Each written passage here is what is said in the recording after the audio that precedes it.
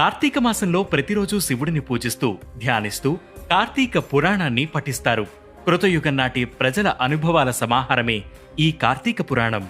ఆ పరమేశ్వరుడి లీలలు, కార్తీక సోమవారం వ్రతం పాటించడం వల్ల తద్వారా కలిగే మార్పులు వంటి ఎన్నో కథలు ఇందులో ఉంటాయి.